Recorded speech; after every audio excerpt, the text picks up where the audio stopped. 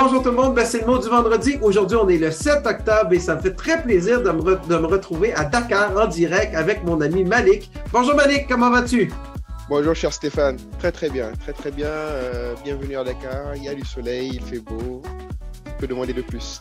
Écoute Malik, tu sais comme j'aime le Sénégal, on s'est vu là-bas à Dakar, on a échangé ensemble et pour ceux qui ne le savent pas, on a une belle complicité moi et Malik.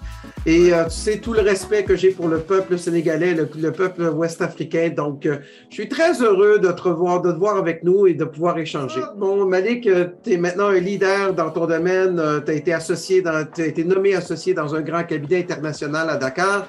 Et maintenant, Malik, pour tous les jeunes qui nous regardent, tous les jeunes leaders qui aspirent à prendre des postes supérieurs, quels sont les conseils avisés que tu pourrais leur donner?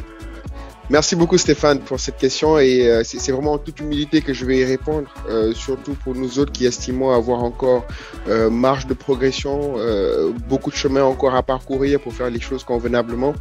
Moi j'aime bien préciser que le premier élément, ou en tout cas la première chose à faire, c'est d'abord de développer une expertise.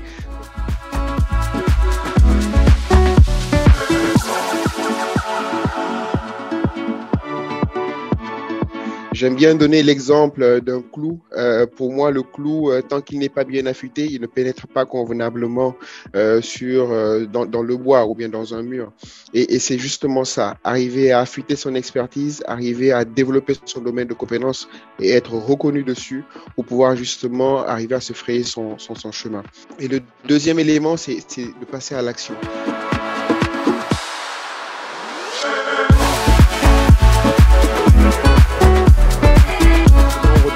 Développe des idées géniales, mais tant que ça reste à l'état d'idées, ça ne va pas plus loin. Donc pour moi, il faudrait non seulement prendre le temps de bien concevoir ces idées et dans un second temps, arriver à les mettre en œuvre. Les mettre en œuvre, ça voudrait dire faire des erreurs, pas forcément les faire convenablement, mais au moins capitaliser sur ce qui aura été fait et les différents retours pour pouvoir l'affûter.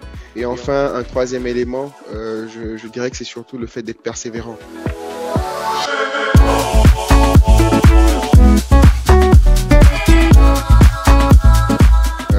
Être persévérant, être résilient, on se rendra compte que tout ne fonctionnera pas forcément tel que souhaité et l'idée c'est d'avoir le mental qu'il faut pour pouvoir y arriver. Et si tu me permets, je rajouterai un dernier élément qui n'a rien à voir avec le professionnel mais qui pour moi a tout son poids, c'est surtout le levier aujourd'hui.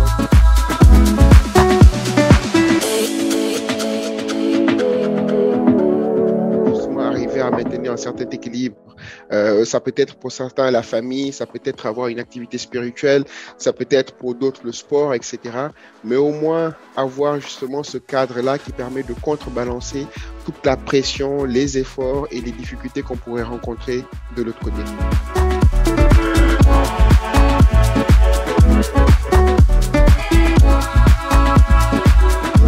Mais il s'agit surtout de se mettre dans les dispositions pour pouvoir saisir ces opportunités dès lors qu'elles se présentent.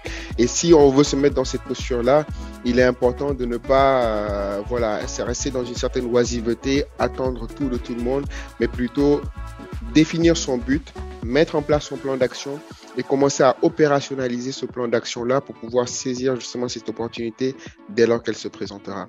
Développer son projet et le mettre en œuvre en totale adéquation avec son plan d'épanouissement. Pour moi, c'est la clé. Merci beaucoup infiniment, Malik, de ces sages conseils et j'espère que tous ces beaux messages-là vont se rendre à toute la communauté, à tous les jeunes qui aujourd'hui se posent la question de dire comment je fais pour arriver à ces niveaux-là. Merci beaucoup de ta gentillesse et merci de nous avoir donné ces messages-là d'une façon très naturelle. Merci beaucoup, Malik. Merci Stéphane de m'avoir invité. Merci à tous. Merci beaucoup tout le monde et à la semaine prochaine. Ciao!